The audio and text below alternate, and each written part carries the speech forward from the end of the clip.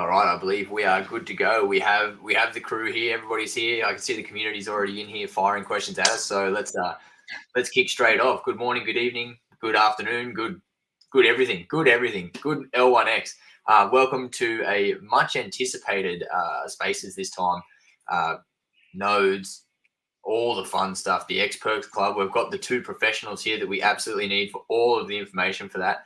And I know that everybody in the community is super excited to hear what happens now, where to, and all the juicy details. And we'll get, I'm sure there's a lot of content and there's a lot of things that we're going to cover. So maybe if we'll take questions towards the end, I guess, and I mean, throw them in there. We'll see how we go. But I'll hand straight over to Kevin and we can kick off. Yeah.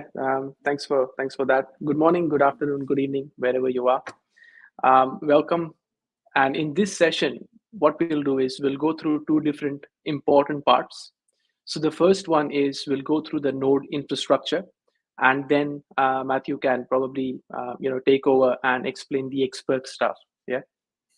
And I think the objective of this AMA is to squash the FAAs that I like to call it, and what that means is to frequently asked questions you have frequently assumed answers, right? So I think removing and squashing the assumptions in this AMA is important. So I'll pull up my Miro board and we'll get right into it.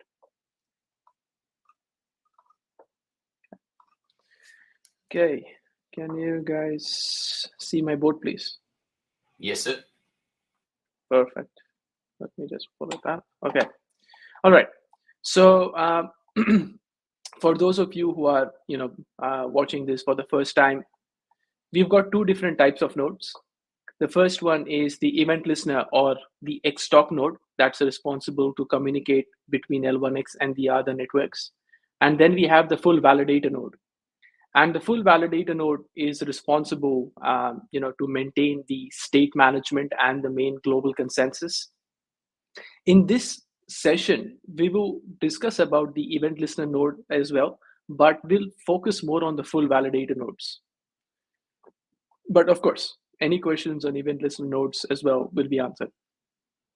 So according to the node framework, pretty quick, we have 4 different types of clusters, and we have a super cluster. Now, this super cluster basically is going to be the initial node that full validator nodes will be configured with.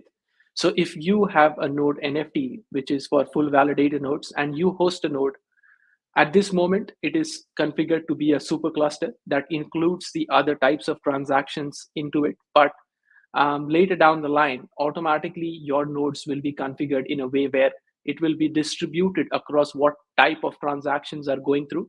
And those types of configurations will be automatically done for you. One of the most important things that we have taken into perspective over here is that less or minimal interaction of the person who hosts the node and the operational requirements of it. So that's one of the objective for us as well. Now, based on that, as I mentioned, supercluster, it is algorithmically configured for you at the beginning, and then there will be a balanced transaction structure, and your nodes will automatically be optimized for those types of transactions. Now, the fun part, the hardware requirements. Of course, we need a modern multi-core processor, such as your Intel Core i5. If I'm not mistaken, more than 40% of the people today on Windows are already using minimum i5 and above. Ryzen 5, of course, if you have Ryzen 5 as well. Memory, we do have a requirement of 16 gigabytes for it to actually be functioning, in good health. But you can also configure your node with a minimum of 4 gigabytes of RAM. Now, the combination of people having Core i5 and RAM over there would mean that if you have Core i5, you will have minimum 8 GB RAM. So the reason we have 4 GB in there and Core i5 is because if someone were to configure a hardware for specifically for this, they don't have to spend on that extra RAM if they didn't want to.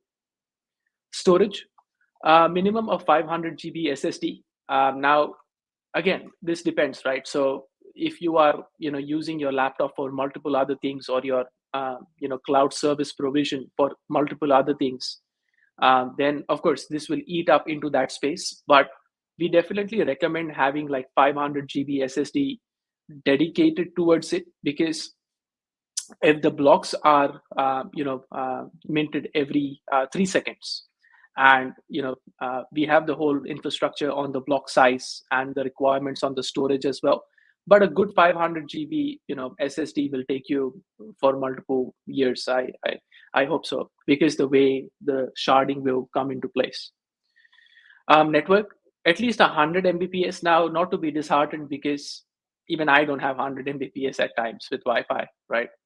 But we recommend 100 Mbps dedicated line, because if you are using less than that and there are other nodes using a higher bandwidth, then you can have latency issues in terms of peer discovery, peer connection, syncing of the different types of states. But these are recommended network, like the doctor's prescription, right? You can go like one pill less a day, one pill more a day. It happens, but it will still work. You'll still be alive. Okay, now in terms of the node software, and this is very important. So in the node landscape, and people who want to host the nodes, there are two different ways you can do it. One is through the binaries, and one is through Docker images. And over the top, majority of the blockchains provide binaries. And what a binary is basically, think of an environment. Let's take an analogy. You are trying to move a house, and let's say you have all your furniture set up. Now, if you are doing it the binary way, you would have to get a truck to load up the furniture and put it up in those shapes so that majority of the truck can be used in the most optimal way. But let's say if you go the Docker way, you are taking your whole house and moving it. So you don't have to worry about how your furnitures are going to be set up in the truck and in the new house. And we are going to release the binaries for Debian based or Ubuntu or Linux based operating systems first. But also at the same time, we will be releasing binaries for Docker images, where the binary is inside a Docker image. And the benefit of that is, I'll show you in the node documentation as well, but the benefit is, regardless of your operating system, it will automatically fetch all the libraries for you, and minimal setup required. And as I mentioned, why would you want to use a binary over Docker? It can be beneficial. So first is the format. The binary is a compiled executable file, versus Docker is like a multi-layered recipe. Its portability for binaries limited to that specific operating system, and binaries can usually tend to consume less resources, right? With Docker, it runs consistently across environments, regardless of your operating system. Dependencies, you got to install all the dependencies when you install a binary. With Docker, you just boot up the command, or you initiate the command, and it will automatically install all the libraries for you. The resource usage, again, the reason we have gone with Docker is because we don't know if people will exclusively be dedicating certain resources to this initially. So we have played a safe game here, where Docker images, you can run it on an already existing system as well. So the demand of something like this will be higher. And again, configurations. Docker, we will release an update on the Docker, and it is all automatically going to update your node operating system for you initially. So you don't have to manually go in and update your node, crash the node. I think some of the network crashed recently, but anyways, you don't have to do that manually. So we will be releasing the binary for Ubuntu and Debian-based operating systems, and Docker images will be released at the same time. So you could run it on your laptop if you had a node NFT. Now, in terms of the node hosting, of course, we have various ways to host it. You can do it with a cloud provider, you can do it with dedicated hosting, and you can do it on your laptop. So we'll be having various wiki on this in terms of how you can go and host it on a specific cloud provider. And I believe Chief is working with one of the global cloud infrastructure company to allow us to do a click-based hosting as well. So dedicated hosting, if you understand the bare metal and you want to install it on the bare metal, you can do it over there as well, or your laptop, right? Initially, I would say if you have a Node NFT, try it on your laptop. It should work, because I kind of think that in today's infrastructure, laptops are pretty stable. Like like my laptop is on 24 hours a day, 365. I never turn it off. Okay, now let's come to the reward structure, right? Before I go into the L1X app and actually show you the rewards, we have created a calculator for you, right, that you can configure, and it's got heaps of tweaks that you can do. But just to give you a glimpse on what the current market is, right, we've got all the way from 40%, and this 40% APR on hosting a node is the worst case scenario. So I wouldn't put our best case scenario, because that could tear up the charts. But the worst case scenario is 40% block rewards given to you.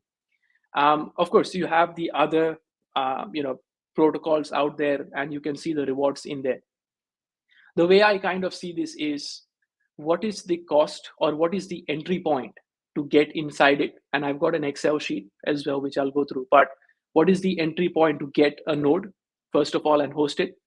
What is the cost to run that node? What is the reward? And what is the expected price of the coin after a certain time?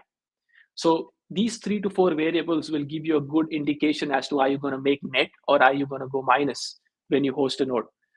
40% APR, kind of gives us a comfortable number, excluding the bonuses that you'll be receiving, excluding the transaction fees, and it gives us a comfortable area to play with for initial node hosting people.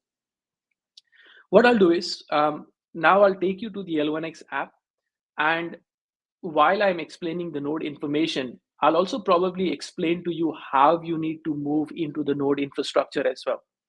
So last time you had your XPerks and the node sales bundled up, but this time we have created 4 different steps in terms of how you can achieve that node that you want.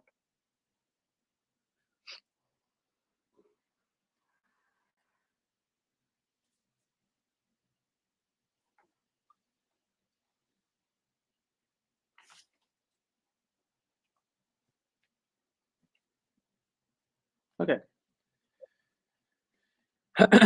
So we have the most updated L1X app, right?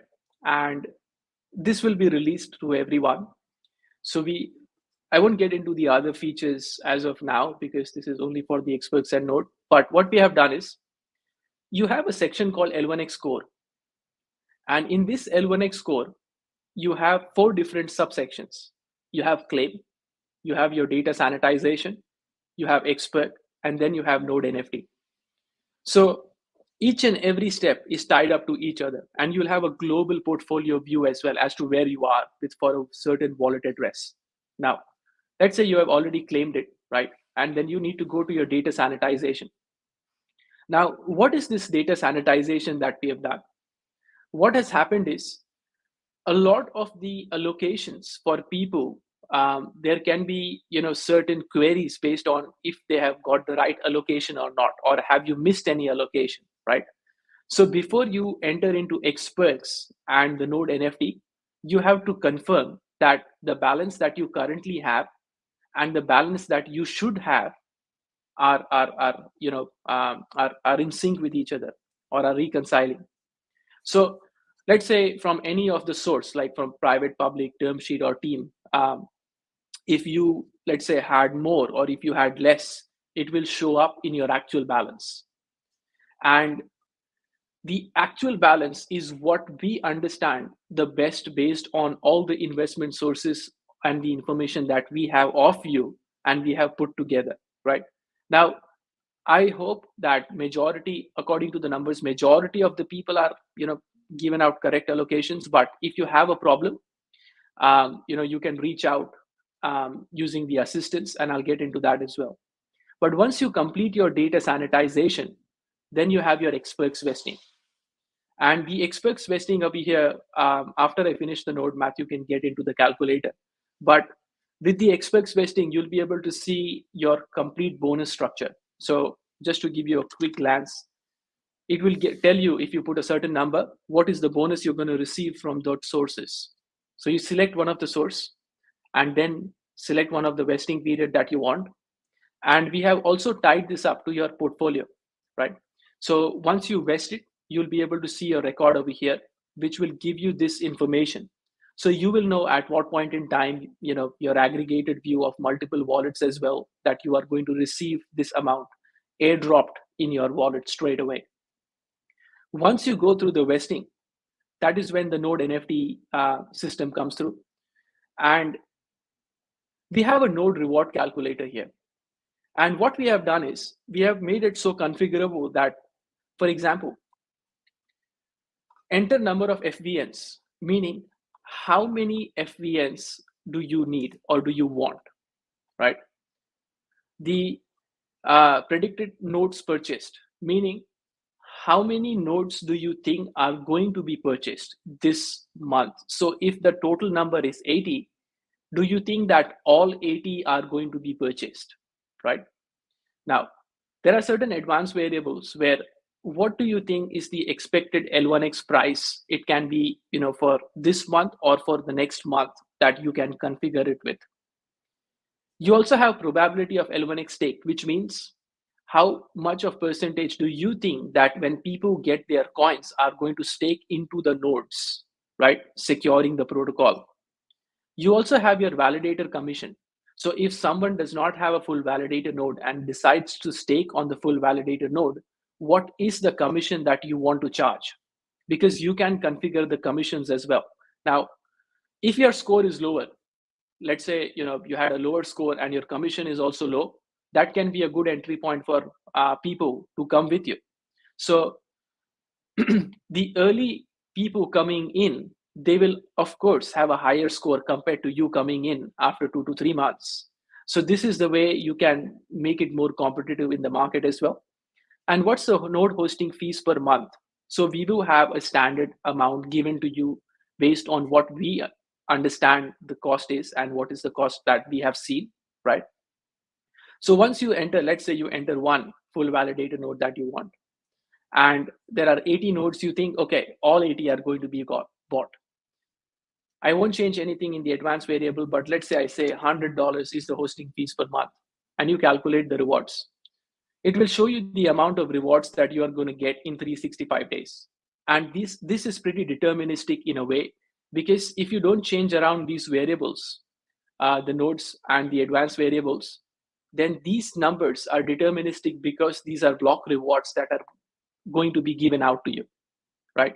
So as you see over here, it's a pretty high reward structure. But let's say you have one in April, then you decide to host another one, later down the line in June. In June, we are going to have 240 nodes. So out of that, if you take, let's say, I want 4 nodes out of that, what will be my reward then? So it takes into consideration that from April to June, you have 1 node. And from June onwards until the end of the next few months, till 1 year is completed as a whole, you will have X rewards. So this calculator will give you a good understanding on, how many nodes do you need to opt for? How do you configure these costs associated, what we have seen in the market, so that you don't go blindly into it. Now, the other feature over here is that, of course, once you vest it, you see the 0 FVN. Once you vest, this number will automatically increase. So either you are eligible for 0 FVN or you are eligible for a certain number of event listener nodes. Now, if you are not eligible for it, right, and you need to get a node, you will have to do a top up. What that means is you can buy more. So you will have to buy the required number of L1X coins to get this full validator node. But again, let's say you are into the XPerks and you have vested it out, but you are short of certain coins. Like you don't have 25,000, you've got 15,000. So you can top up. You can top up 10,000 coins and get your full validator node, right? Because previously the difference was a lot. Like if you had 10 to 15,000 coins and like 50,000, that was a huge gap. But now because it is 25,000, it makes sense to top up, right? So this particular widget for the node will help you top up as well, and it will help you buy the node as well. But as I mentioned previously, all those who had opted in for the full validator node and the event listener node will get their rights to reserve that one node. So if you had opted in for two, you get two. If you had opted in for one, you get one, right? Just because the price has been decreased by half doesn't mean you get two, right? But you will still get the number of nodes that you had opted in for. So if you don't have enough L1X coin, you can top up from here. But again, Matthew will get into, if there are only 80 nodes per month for full validator, that who gets it first, right? We will get into that when we go into the XPerks. So this gives you a good indication as to, the flow that we have established for you. And the same is for the event listener nodes, right? So if you don't have enough L1X coin vested, or if you don't have L1X coins enough for the event listener node, you only have 5,000, right? Or let's say you only have 2,000, you want to buy 3,000 more, you can top up with MetaMask as well. And it's instant. Like, you'll be able to go and opt in instantly. So before I go back to the mirror board, there is another thing that I would like to show over here, which is we understand that, it can become pretty cumbersome going to Discord, opening up a ticket, getting your inquiry over there, right? Because there is a whole huge process there. So from the mods to the ops team to the dev team, and then dev team to the ops team to the mods. So what we have done is we have bridged or extorted that way out, which is from the website, it goes directly to the developer. And the way we have done that is we are updating the assistance page. So what will happen is when you are on a certain page, like say this one, and you click the search button, it's going to take you to the right section. So if let's say you are on the L1X core and data sanitization, you say, okay, my actual balance is showing less, right? We have identified what problems can be there and given you a set of items over there or options, reducing the workload that you have. And then you can generate a ticket. So when you generate a ticket, the email address, the first name and the last name, we are not going to store that. It's going to be deleted after we solve your problem for you, right? And of course, we have the wallet address, the transaction or the issue link, any file or screenshot that you can upload and give us a brief of the problem, right? What's going to happen is once you do that and you have your tickets in place, you will be able to reply back to the ticket from your email. So you will get an email about your response. So we reach out to you directly and you can track your response directly on the Get Assistance page. And once you're satisfied that it has been completed, then we can close the ticket for you. So in this way, it helps us understand that if it's a data sanitization problem, if it's, let's say, a swap problem that you may have, if it's any other problem, it goes to the right developer straight away. And these are batched according to the priority so that we can solve your tickets on a faster basis, right?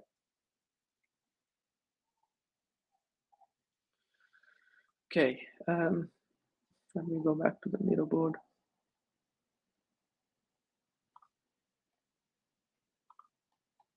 All right. Now, the other part that I wanted to discuss about is the transaction fee. So when you host your nodes, you get two types of rewards. One is the block rewards that are deterministic in our case, and the other is the transaction fee. Now, what's going to happen over here is, because the way we have structured our VM, and on Friday, if you haven't registered to that StreamYard, please do. I'll be deep diving into the VM and also going through the audit report of Hashlock, the official audit report. That is all clear. Okay, so what we have done is, because the way the node is set up, all the fees that we are going to charge, right? So from April onwards, the users will have to start paying the fees if they want to do a transaction on the network. All the fees that we charge is according to a fee limit, right? So the system will tell the user what would be the fee limit that this transaction would actually cost you. And once the user submits the transaction with the fee limit, what we do is at each and every execution point, that fee is deducted, right? Now, we do have a setting in the node where if the user pays a certain fee, and if you have a tipping feature that is on, then at that point in time, you can keep the remaining part of that fee limit. But again, in the application, when the developers are building it, there is another function where they will only be able to send it to the nodes who have this feature turned off. So, maybe initially you can keep your fee limit established, like, okay, I'm going to take up this remaining amount of fee, right? I'm not going to give it back. But if the applications decide that, okay, no, I want to do it, only give it to the nodes who don't do this. So it's our way of a tipping feature.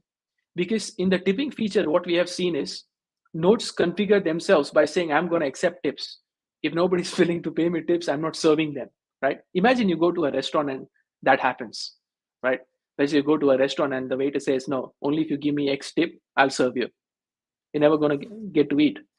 So in this way, we have removed that feature out by keeping it, like a check and balance between the nodes and the applications.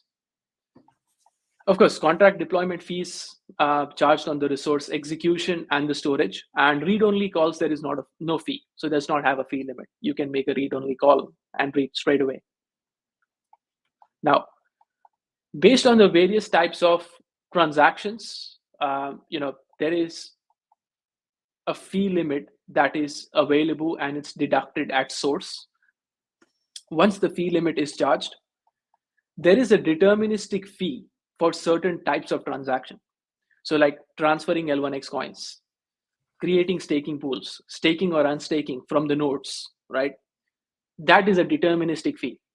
And the reason we want to do that is that, you don't pay like 10 L1X coins to transfer, 10 L1X, right? So it's pretty deterministic. But on the other hand, how do then the other nodes make money is by charging based on the transaction size. What I mean by that is L1X VM, L1X EVM, and XTalk, that is the event listener nodes, right? The event listener node, just to give you an example, if there is an application, using Chainlink or Oracle, it can cost you up to $1 on every transaction just using Chainlink, right? If you send your custom information onto the contracts. With the event listener nodes, that's even possible, and they can decide up to a certain extent the amount of fees they would like to charge for a certain type of verification. So at this particular moment, the L1X VM and L1X EVM fees are going to go to full validator nodes. Once the event listener nodes are up and running, the XTalk fees will also come into place, right? So it could be 5 cents, I don't know. It could be 5/10 of a cent that the event listener nodes can charge for sending this information to you. Of course, then you have the fee depending on deploying the contracts or making a contract call. And when you execute the contract, the way we decide on what is the cost of this is because L1X VM has its own meter to calculate the fees. L1X EVM has a gasometer that we have implemented, which has the opcodes and the size of the opcodes.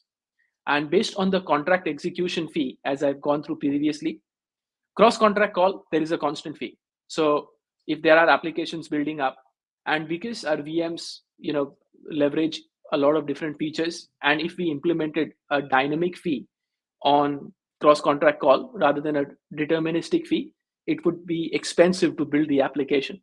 But on the other hand, when you have bigger contracts, like let's say access control contracts, data contracts, and one good thing is the full validator nodes will also have the ability to host data nodes.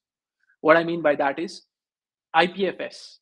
So when the data storage comes into place, your same node NFT, you can only host one at a time, but your same node NFT can be used to even host data storage. And that cost is going to be higher than the state management cost. And there are only going to be 800 total full validator nodes, including the data storage nodes. So you have your storage cost associated over here. And of course, the operations and the processor resource cost. Now, what happens is certain times, certain contracts require very heavy operations onto it. So in the node configurations, what we have done is we have created a way where the contract bytecode size is 4096 KB of L1X. To compare, EVM is 1024. So if you have a 4 MB contract being deployed and executed, that's going to cost more. But then there is also a fact where there is a compounding fee structure, so that if you reach a certain stack and you're trying to overload this node, he can charge you twice the cost of the previous 1024. So developers are recommended to build and distribute the contracts in a way that it doesn't make it too heavy for this node, right? And that's why even the cross contract call is kept deterministic. So that's the transaction fee structure, and it makes it very lucrative, because even with the EVM calls going through and the VM calls going through, every swap, every multi-chain access, every EVM contract deployed, it's kind of saying that you're getting like 4 infrastructures into one node and charging the user based on that, like an aggregation strategy. And whenever there is an aggregation strategy, you can determine the price based on like various situations for yourself, based on the market as well, right?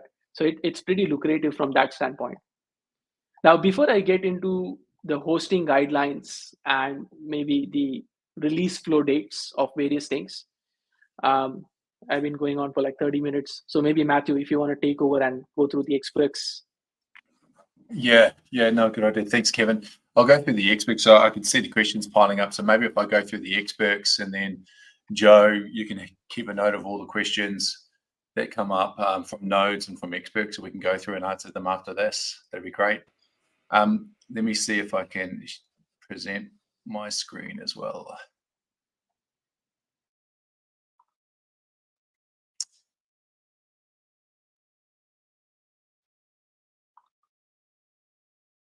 Okay, can you see? Give me a second. What can you see? Can you see?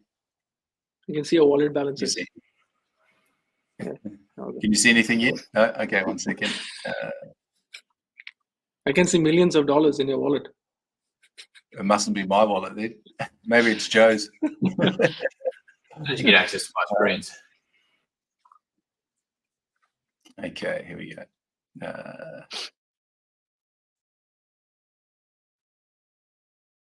Okay, can you guys see that? Yep, good to go now. Okay, perfect. So with the XPerks Club program, and all this information as well is on the Git book, and we'll have that that link there. We'll share that link with you guys. But I want to go through the XPerks Club program. XPerks Club program is basically a program to reward people that have already contributed in the seed, the private, and the public sale.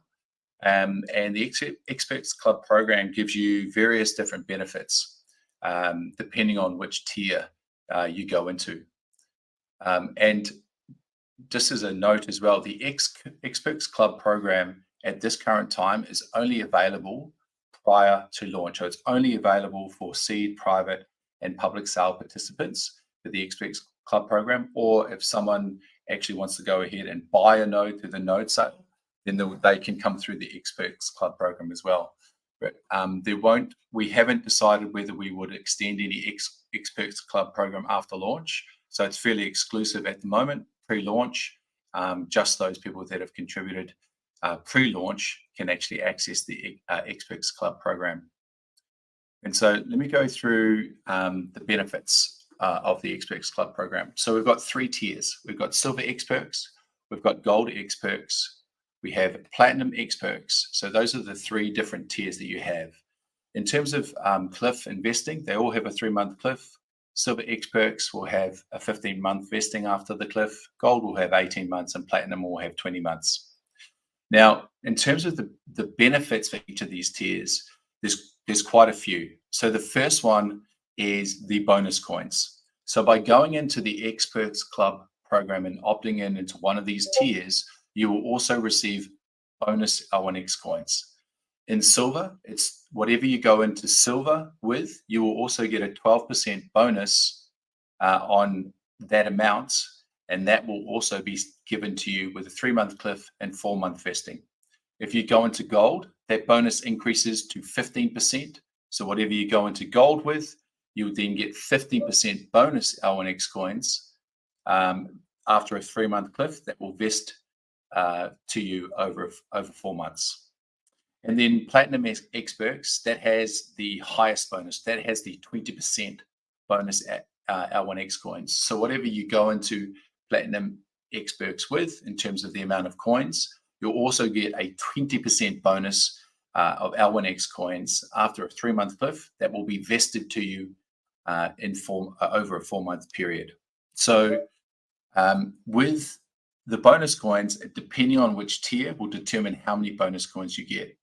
So if you look at, let's say, for example, Platinum, that has a 3-month cliff and 24-month vesting. However, you're getting 20% bonus L1X coins in the bonus period that you can then use as they vest to you. You can use within the ecosystem. You can stake on the nodes to get delegated staking rewards and earn on those bonus coins while your initial coins are vesting over the XPerks Club program vesting period, whether it's silver, gold, or platinum. But platinum being the highest amount of bonus coins.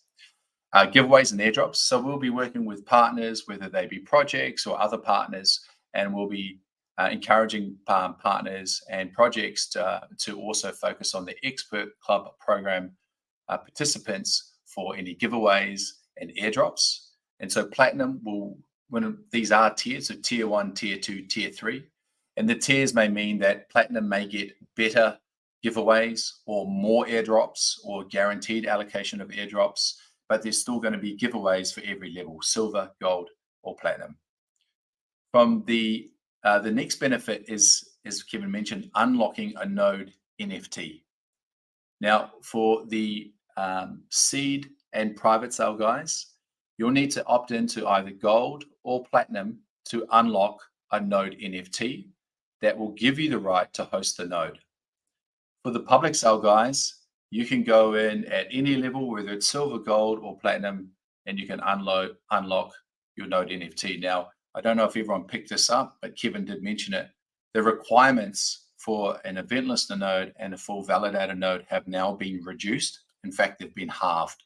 So what for a full validator node, it was 50,000 coins. Now it's halved to only 25,000 coins that you need to unlock that node NFT. And for event listener, it's gone from 10,000 coins to 5,000 coins as well. So it makes it, it gives a lot more people access to get a node NFT for hosting.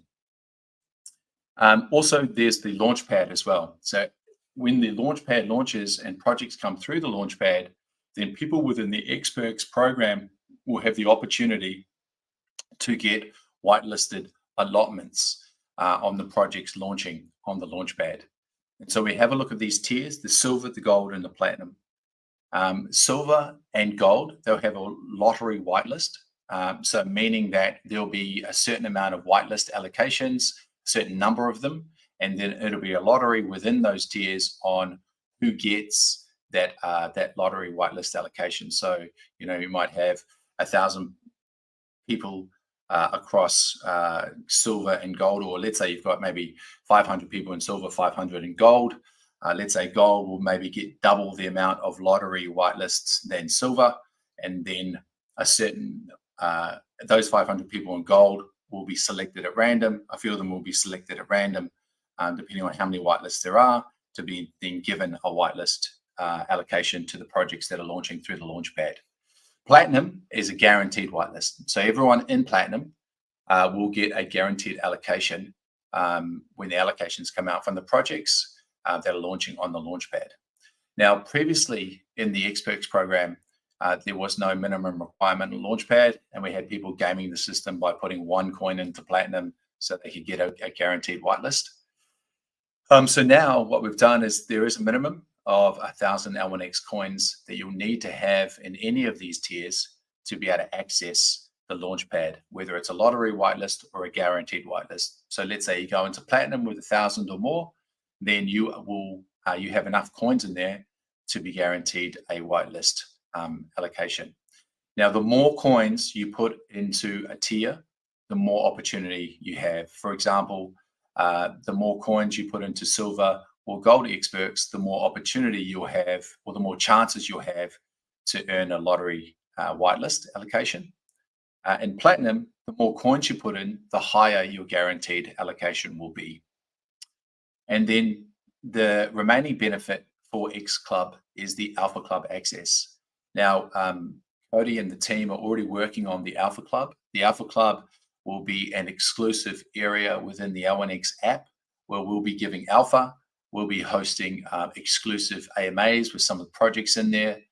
We may even just be hosting exclusive AMAs with the management team and those in the Alpha Club to give you updates on the protocol and make sure that everyone in the Alpha Club gets the news first, and sometimes gets news that no one else will get because of the Alpha Room, because they're eligible for the Alpha Room. Now, the Alpha Room Club or the Alpha Club is gold and platinum, so you must opt into that, and then you'll have access to the Alpha Club as well, and that will be featured on the L1X app, and that will be opening up pretty soon as well on the L1X app.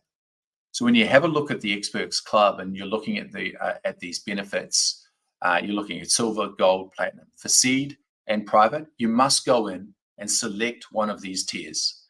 So it is mandatory for you to go in and select these tiers.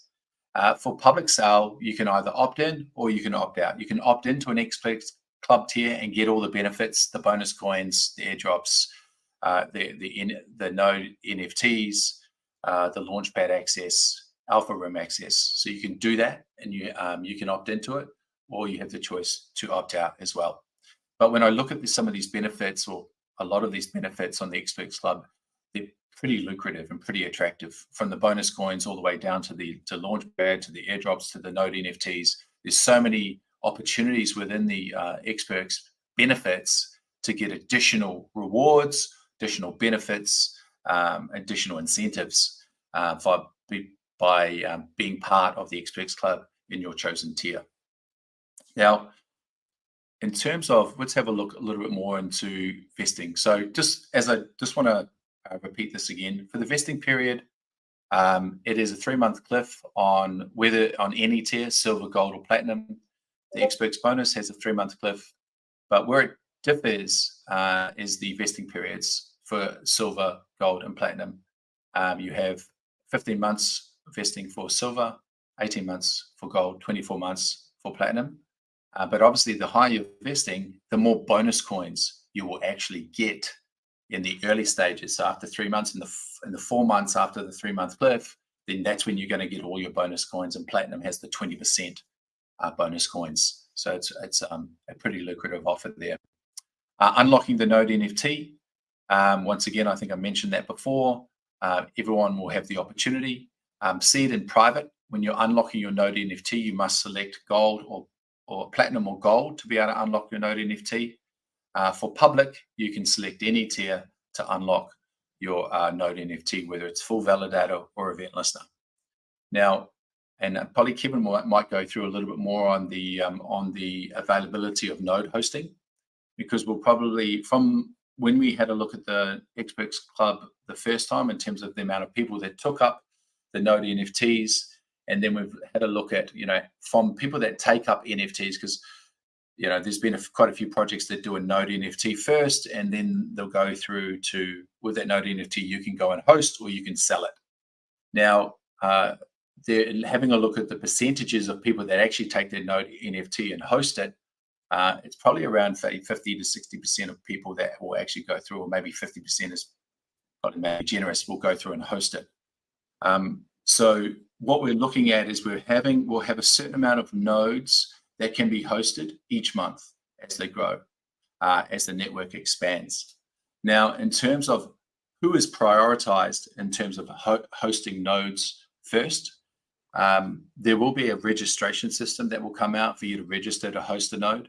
But ultimately, anyone in the platinum tier that has unlocked a node NFT, they will get priority to be able to host a node first on the system. If there is, an over demand of node hosting, it will be the platinum tier guys that will be able to that will get, I suppose, priority if over hosting nodes.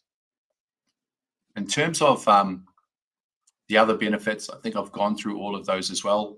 And but I'll reiterate: giveaways, airdrops, node NFTs, the launchpad, access to allocations, and the Alpha Club as well. So quite a few different benefits within the XPerks Club by opting in.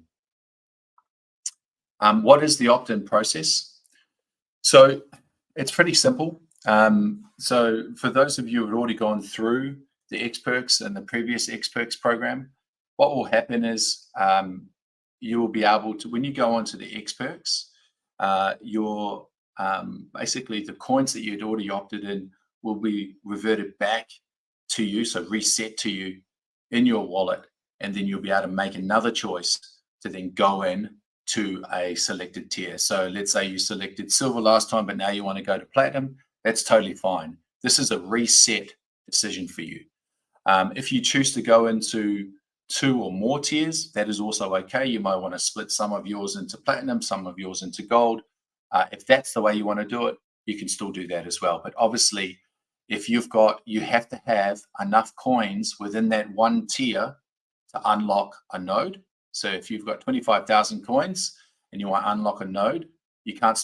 I wouldn't be splitting that across multiple tiers, because we'll be collating the amount of coins you have in that single tier to unlock the node. If that makes sense. So you've got to have the right amount of coins in that particular tier to unlock the node, whether it's event listener or whether it's full validator nodes.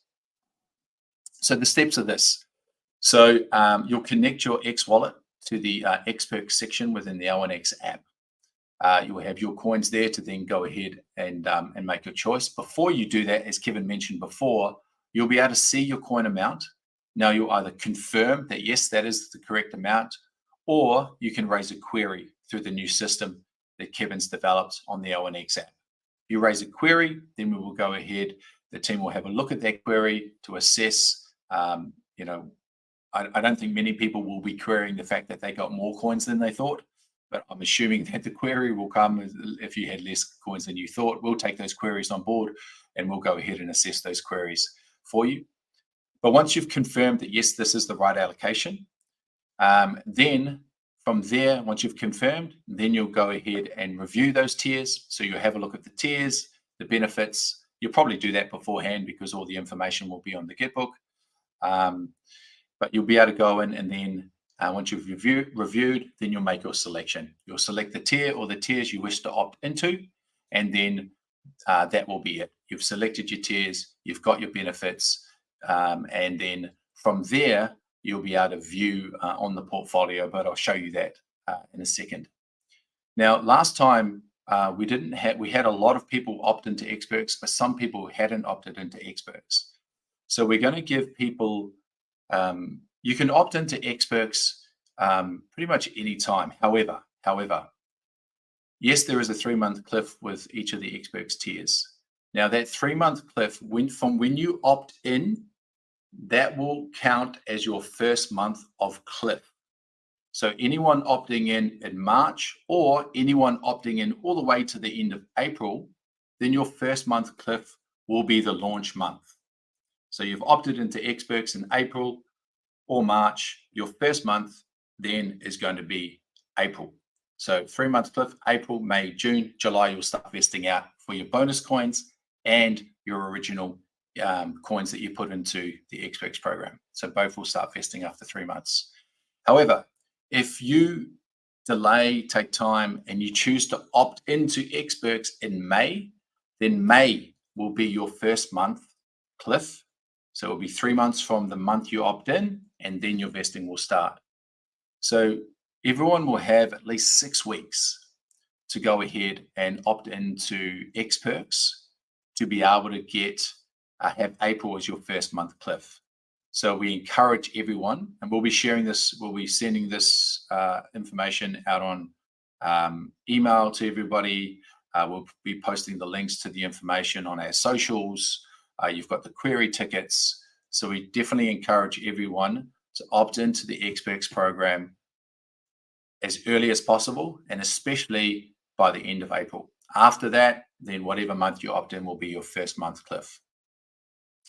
Now, in terms of once you've opted into XPerks, and where can you see your XPerks bonuses?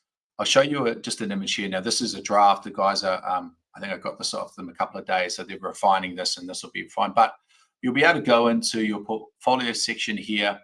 You'll be able to see, click on XPerks. You'll be able to see the coins you've got in, say, platinum, gold, or silver. You'll be then also, there'll be a separate row there for your bonus coins. It'll tell you how many coins, vesting period. It'll tell you how much has been vested, how much is yet to be vested, how much has been claimed, and how much you can claim now. So all of the information will be in the L1X app. Once you've opted in, then the L1X app will be the place where you can see, okay, great, this is when my vesting starts. Okay, this is how much has been vested to me. This is how much yet to come in terms of vesting. This is how much I can claim, and you'll be able to go ahead and claim from the L1X app as well. And that's the XPerks Club program. Look, we're pretty excited about the XPerks Club program. I think it's also great that at this point in time, we have no plans to extend or open it up after. So it's pretty much an exclusive program for those that have already been active and contributing to public sales and have been with us as community members and investors, you know, all the way up until the end of the public sale. And by rewarding those people, that's why we've got the benefits in there, the bonus coins, you know, all the benefits that I've mentioned. So, you know, it's a pretty exciting program. But once again, all the information around the program details will all be shared through our socials and everything. But yeah, definitely get involved, have a look at the different options that you have. Once again, obviously, Platinum's got the highest bonus, the Launchpad guaranteed whitelist. So there's a lot of opportunity there.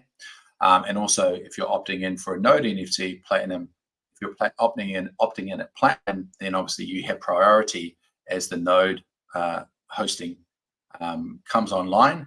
You'll have priority to host nodes first as well on the Platinum level. Now, how do I not share my screen? Stop sharing. There we go. All right, perfect.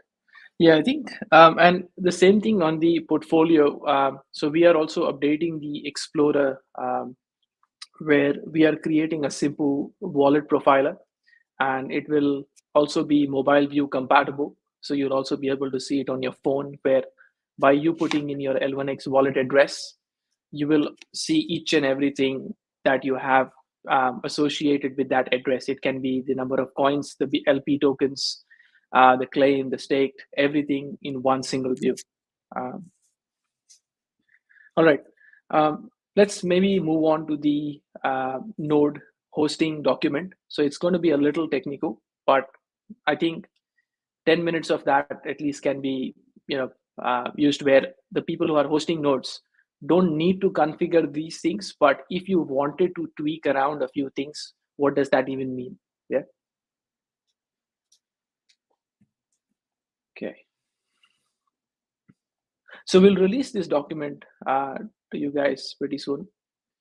So we have put together a simple, you know, few-page document where you have your Docker-based documentation first, so that we understand that a lot of blockchains don't have Docker, you know, but they are adopting to it now. So we definitely see Docker being the primary, you know, mode of hosting the node. So of course, we have the installation of the software itself, the Docker itself, given out in the structure. And there is a directory structure. And this directory structure basically is when you go and, you know, if you want to host it on your laptop, if you want to host it on your cloud service provider, you will have to download the Docker file. And that Docker file structure is what you see in front of you, which is the directory structure. So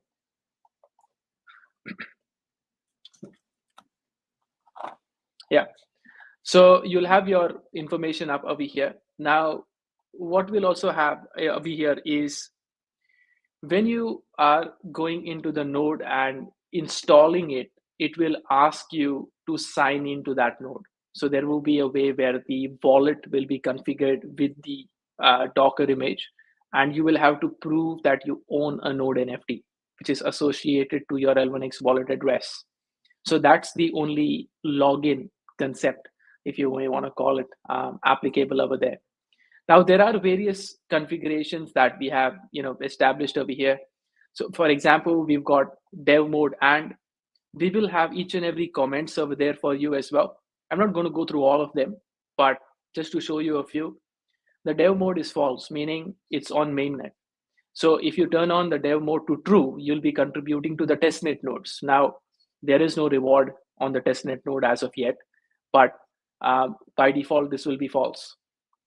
Multi-node mode is true. Now, what this means is, if you don't want to connect to your peers, right, you can turn it off. And why you may want to do that? Host a private node, right? So you just want to host a private node, deploy some contracts to that node, like a private chain, right? And of course, when you turn it on again, it will sync up with the peers. So that means that it will have to drop the database that you currently have established for yourself and sync with the peers. Replication enabled is false, as of right now. When the replication enabled will be true, you will have the ability to connect to multiple types of nodes with different databases. So if you're hosting your node with Postgres versus you're trying to host a node with something else, it will not connect to a Cassandra node. It will only try to connect to Postgres nodes. Max size and fee limit. Now these, so rate limit, time frame seconds, expiration seconds, block time, these things are pretty configured. So if you try to tweak these around, it will affect your score. So if you tweak the fee limit, if you tweak the rate limit, or all these things, because the scoring takes these numbers as ideal scoring mechanism.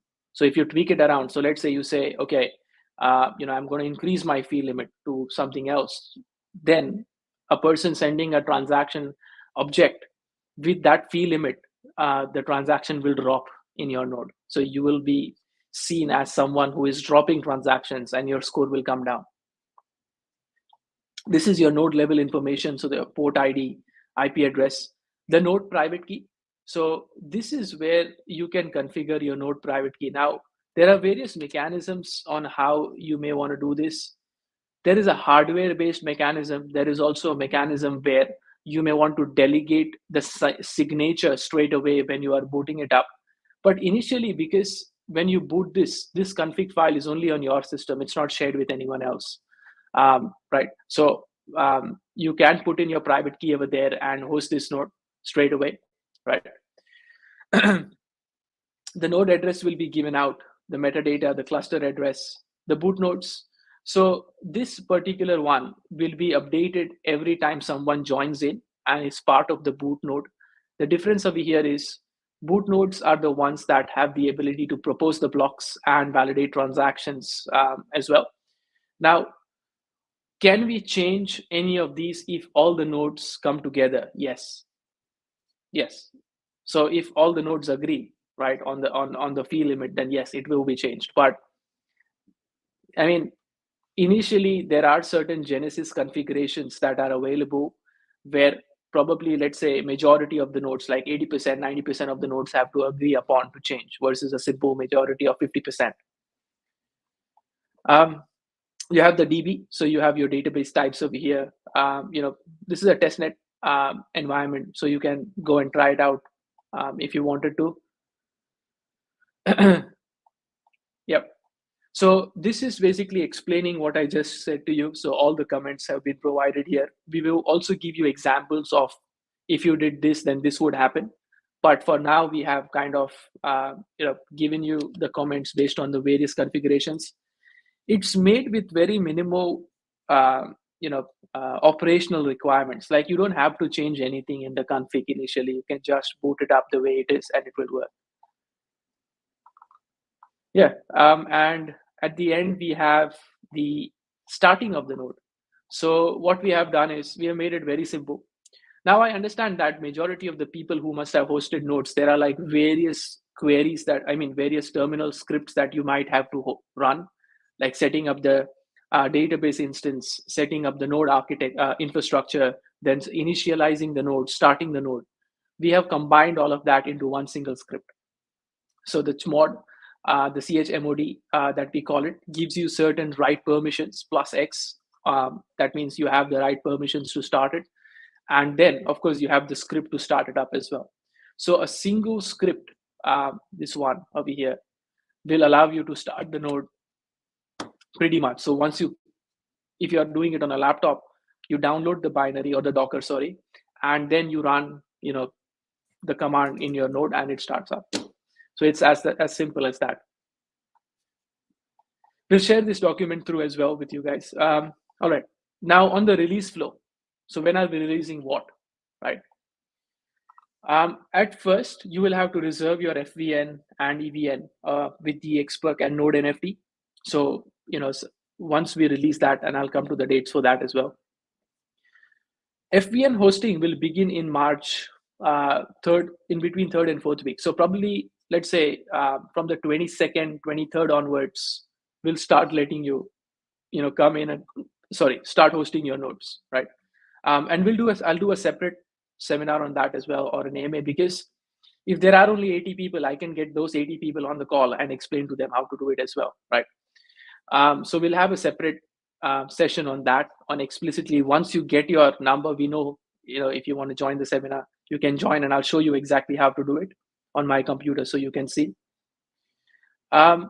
What will happen over there is the binaries with the Docker will be released. So binaries for the DPN-based OS, as I mentioned. I don't know if someone is using Ubuntu or Linux over here, but if you are, then you can do it on your laptop. If not, you can host it with Amazon or with any other cloud infrastructure provider. You have your Docker images released as well, so you can do it on your laptop if you had to. So what we'll do is, in the month of April, there will be 80 FVNs that will be allowed to host, and the transaction fees will also be initialized. So the transaction fees that the user has to be paying will also be given to you. There is no vesting on the transaction fees. The moment you get your transaction fees as a node, you do what you want. Staking as a service, where you'll start getting your L1X coins, and if you don't want to sell it on the exchange or liquidate it, and you want to secure the protocol, then you can go into this node and start staking as well. So there will be a simple dashboard where you'll have all the nodes that are hosted and the configurations attached. So for example, validator commission, and the node score. So based on the validator commission and the node score, you will have the decision-making, rights over it. Now, I understand with the event listener node, there is a question as to when that is coming up. At this moment, it's going to be starting in May. And there is a reason why we have done that. Taking on event listener nodes and full validator nodes at the same time is a big task. And you have seen with Solana as well, where, that full validator nodes that they had, crashes every now and then. So our goal for the whole month of April is to make sure that the full validator nodes are configured so that we are sure that those things work, and even providing assistance and upgrades if required. May onwards, the event listener nodes will start. But the good thing about it is not only your L1X coin, but your LP tokens, your receipt tokens that you have from the L1X infrastructure and accepting other coins will also be a part of the event listener node staking pool. So you are open up to a lot of different people if you think about it. So if I've got, let's say, Cello coin, I've got, let's say, DOT, and I wanted to accept DOT. Not only are you securing that node in that particular instance, but at the same time, you are also contributing to the multi-chain liquidity. So we will do a separate session only for event listener nodes. But there is a way how you can make it more economical savvy than full validator nodes as well. Like, it's not to say that you might require the same hardware, so you're not going to make that much. Well, because the liquidity on the acceptable coins are widened there is a probability of increasing the rewards as well. So we'll come to that, a little bit later. But again, the faster you opt for the event listener node and the full validator node, you get into a queuing system. So if there are only 80 released every month, right, what is going to happen over there is, even if there are 500 people who come in, those who opt in first and go through the platinum, they are put into the acceptable nodes that will start hosting it initially. Their score will also be higher. But coming up, if you opt in right now, you can join the queue faster. So it's not to say that, okay, I will take it up in May, June. If you are not in the queue, you will not be able to get to host the node. Now, if you are in the queue and certain nodes drop because of their performance, you get a position to be in there, even if you are not allocated for that specific month. So based on the node's performance, there is a way that you can enter in. So the faster you get the node, the faster you can be into the hosting space and in the queue. First come, first serve, mainly. Now, just to go through something, I've put together an Excel sheet. I was just trying to understand the current node landscape. So now I'm happy to share this Excel sheet. If you want to, let me know, drop a comment, happy to give it out. So based on various blockchain systems out there, and I was studying the node market for quite a while, the reward rate is pretty, it's like in between 4% and 13%. Like some of them, like the graph is offering, DYDX is offering 20%, but they're not exactly a node. You got to stake your coins. So yeah, anyways, in terms of the minimum amount that you need in USD value, our 25,000 coins is not like extremely high at the current price, but if the price increases, then it's going to be coming up in the 70, 80th percentile, making it even harder to get a node. So I kind of think that right now, the private public SEO guys, term sheet investors, I think we are doing right by them by giving them the authority to come in earlier with this, because if the price increases, for example, if the price increases to, let's say, maybe $4.25, $4.50, that's 9x. And then, in let's say 3 months, and you're gone from 25,000, 12,500 to like almost 100 grand. That puts you in like 80th percentile in the costing structure. It's a very, big gap. Anyways, what did I wanted to show over here was, if you hosted various nodes, like let's say on 1st of March last year you started, and you continued hosting those nodes based on the reward rate and the price of the coins. Right now, of course, everything is pumping. Every token I'm saying is pumping, but at this moment, I don't think right now is a good barometer. But if you look at, let's say, even December and September last year, 80% of the people who are hosting the nodes were not, if you look at the net position in that month, you're actually losing money. Because in order for this reward rate, my reward rate, net value to be in positive, the reward rate has to compensate for the hosting cost and also the change in the price of the coin.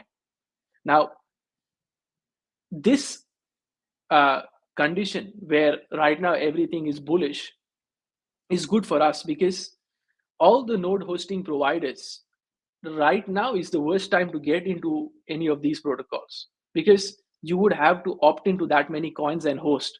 If the price comes down, you're losing big time on that, on the node rewards. So there are node hosting providers we have seen who have started liquidating their assets and looking for the next big project. So in our case, because the block rewards are deterministic, it makes it a good alternative for node hosting providers. And the node NFTs are tradable. So these are actual NFTs that you can trade across with people as well to allow them to host the node. Yeah, I will get some 100%, in the XPerks. But I think even looking at the market condition and the scenario, two things. One is the barrier to entry is currently, like, is good compared to the other ones, and the deterministic rewards. But on the other hand as well, because everything is bullish right now, it's going to be hard to get into these nodes.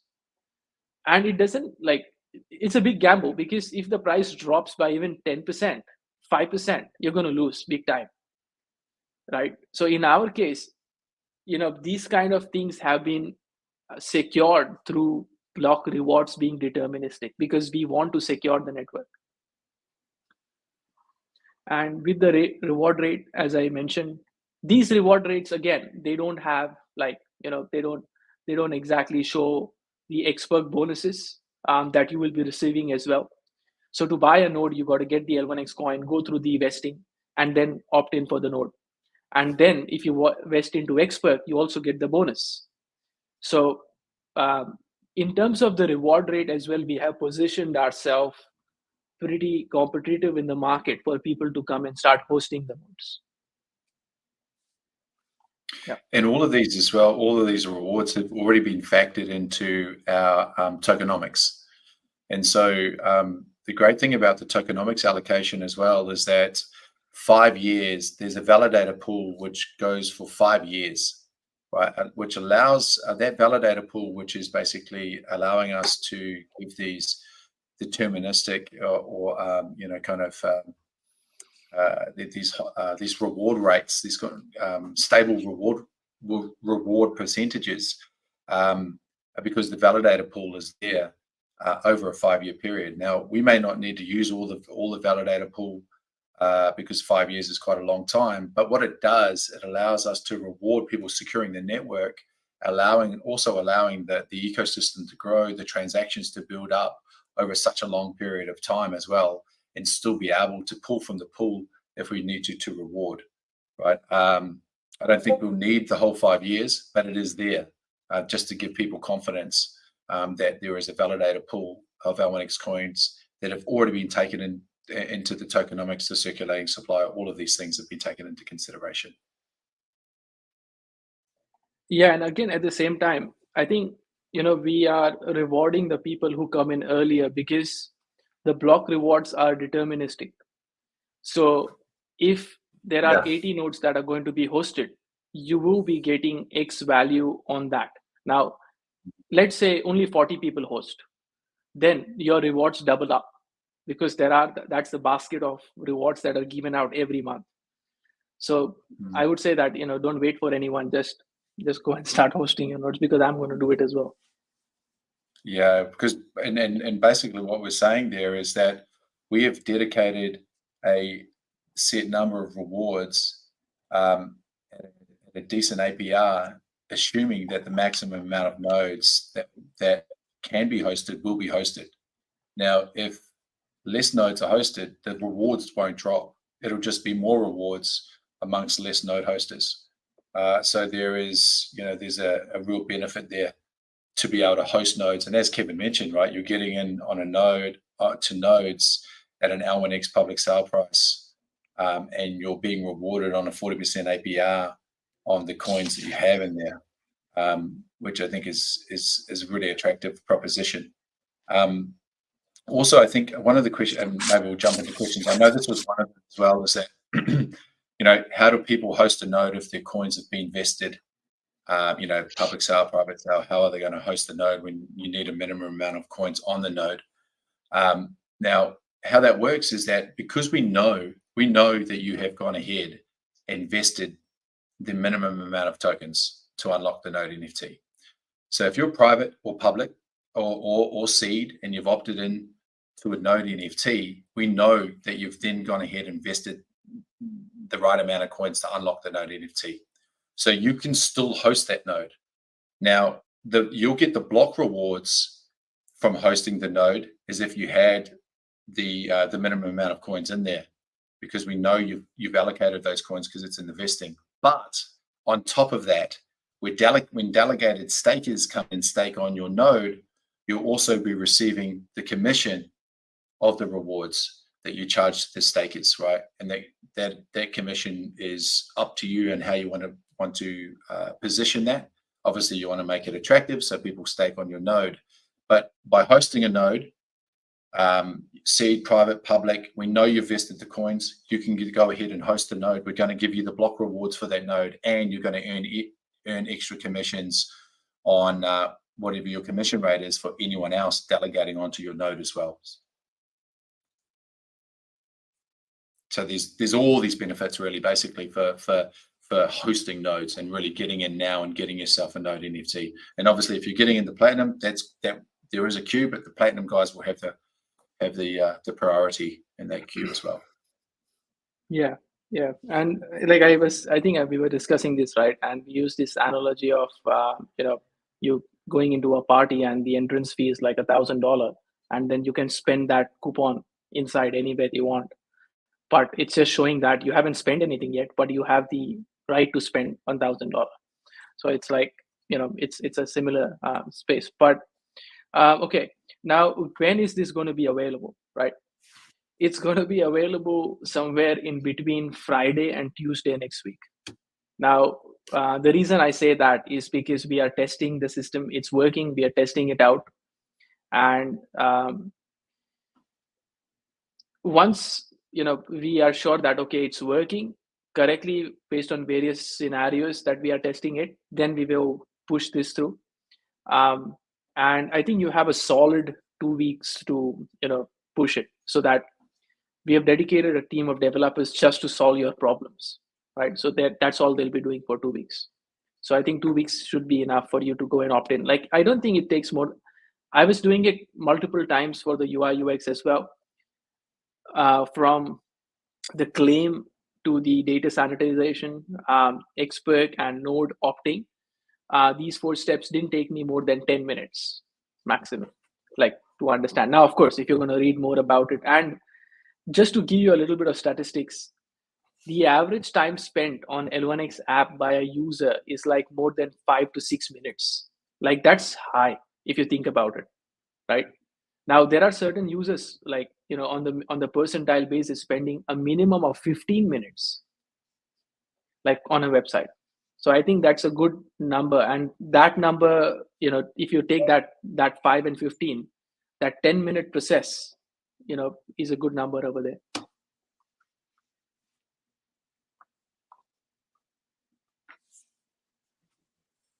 Okay, you want to take some questions? Yeah, do you want to just dive into these top to bottom and we'll just do a quick fire on them? Sounds good.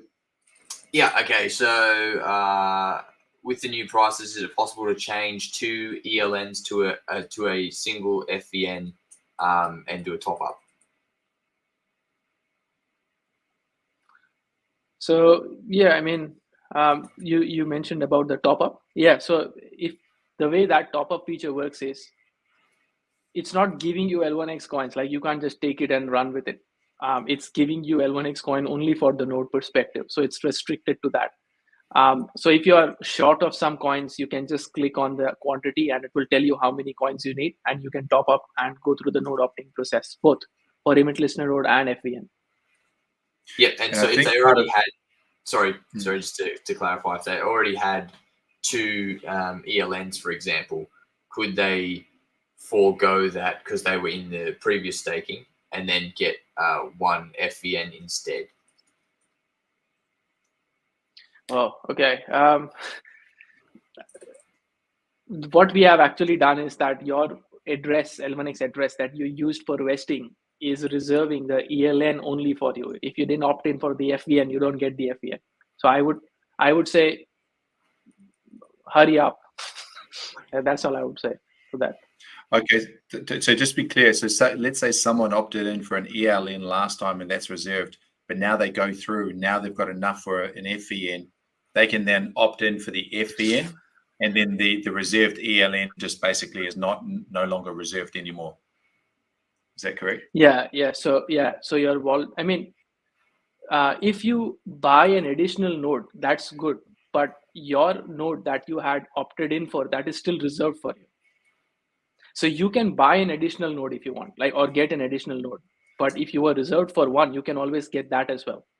So if you could go and buy 2, for example, but out of that, the 1 will be reserved, vice versa. So meaning, either for event listener or for the full validator node. So if you buy full validator node, that doesn't mean your event listener node is gone. Right. So if let's say I go and let's say I've got 20. Let's say I had 25,000 coins and I already reserved 2 event listeners because they were 10 grand each. But now I've got enough, and I go in and opt in for a full validator node. Now those reserved 2 event listeners are not mine unless I top up for them, right? Yeah, you'll have to top up for them. Yeah. Okay, cool. Yep.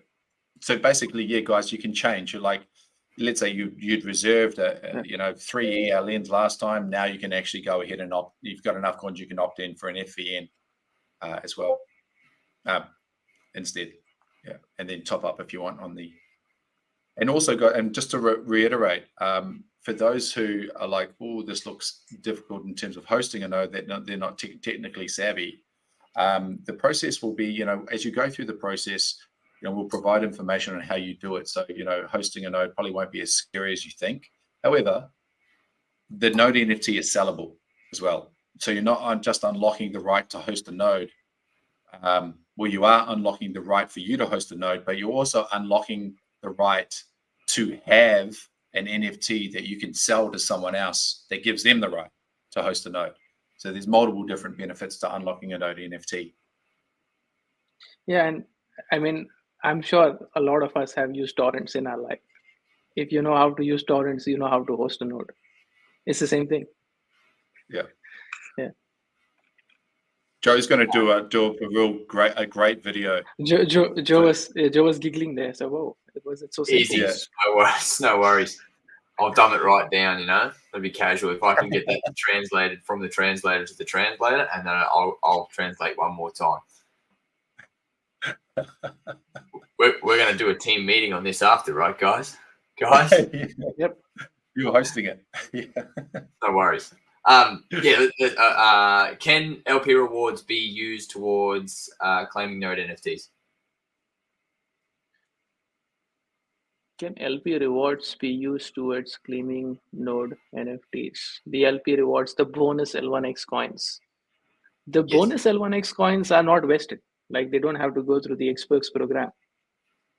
So, which you mean the XPerks bonus ones are. So the XPerks bonus coins are vested there 3 months, but the bootstrap liquidity pool, I think, is the ones they're referring to. No, they're not going through the XPerks. So, you can't use them. No. Cool. A question about sustainability. Will the reward rate be sustainable in the long term for L1X? Lots of projects dilute massively. Yeah, no, it is actually, because it's already been worked into the tokenomics. We've already calculated the circulating supply based on the validator pool. And the emissions rates into the circulating supply from the validator pool has already been calculated as well. And so, in terms of it's definitely lucrative in terms of what we're distributing into that pool. But if you look at the current tokenomics and what's coming on into the circulating supply from the validator pool, it's sustainable. Yeah. Yeah, and again, I think there is this like, if you look at it, right, the prediction of the coin based on let me buy and sell quick versus let me buy this because there are projects coming on it. In a bullish market, that ratio moved towards let me buy and sell this, right? Let me buy. But because the way our infrastructure is set up and the projects coming on board, we have leveraged as much as possible in Web3 to make sure that the transactions are not only market deterministic. They are like required on a day-to-day basis as well. If you look at space cards, for example. So these kind of scenarios also help us keep that transaction up. Because if you look at multiple blocks, like I think Near Protocol does like 500,000 transactions a day. But if you look at their blocks, I went through one block. I couldn't see that many transactions. So I'm pretty sure the Explorer is giving you some other kind of information. So to keep up with that transactions, our infrastructure should suffice. Yeah. And also, it's a good point to note that the full validator nodes are validating transactions on the L1X protocol. And those transactions are not just transactions initiated on the L1X protocol. The full validator nodes are also validating transactions, and they come through the protocol from cross-chain as well. So as we can connect more and more chains up, the transactions will also increase. So the ecosystem is quite unique because the transaction volume and the transaction potential is not limited to our protocol. It's also goes beyond that, because every time we connect a chain and more cross-chain interactions happen, yes, the event listeners will take the events and they will verify, but it still goes through the protocol, the full validator nodes that validate that transaction as well. So there's multiple different ways that transactions will come in for the full validator nodes to be able to validate, and then obviously rewards to be distributed from transaction fees. Excellent. This is a good question. If I take profits in next year's time and this drops the minimum requirement of coins securing the node that's being hosted, is that node forfeited at that time? I think that's a replenishing it question, which is if you have those coins that you get and someone else is also staking into it, so you have to maintain a minimum of 25,000 L1X coins with the node NFT. Now, if you still have the node NFT with you, because they are two different things, the node NFT and the coins are two different things.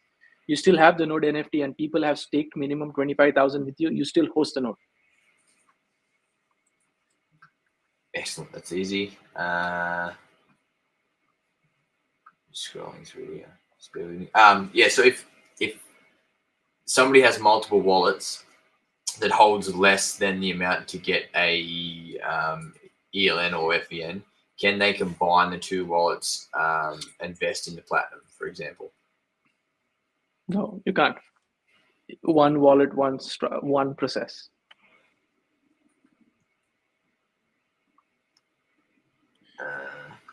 There was I'm just checking the question up. Luca Mel asked a question maybe before we even started. It said,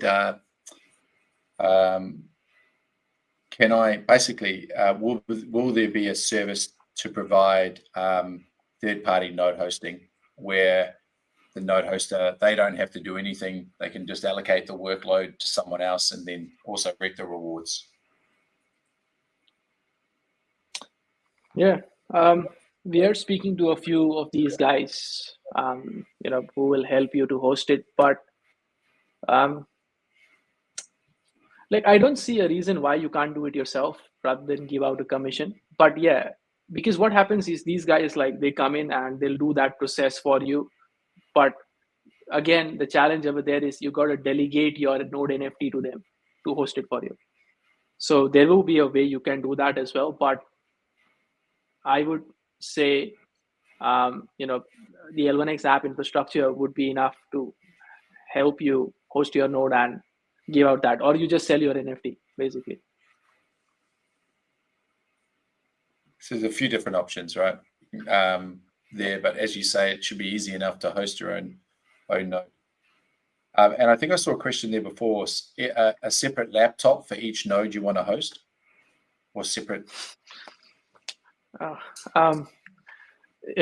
Yeah, you could run two Docker binaries on the same laptop, right? And each consuming, I've got 128 GB RAM. So, I could actually literally host 10 nodes in one laptop. But I wouldn't recommend doing that, have different laptops for different nodes, because if your laptop crashes, all 10 nodes crash, right?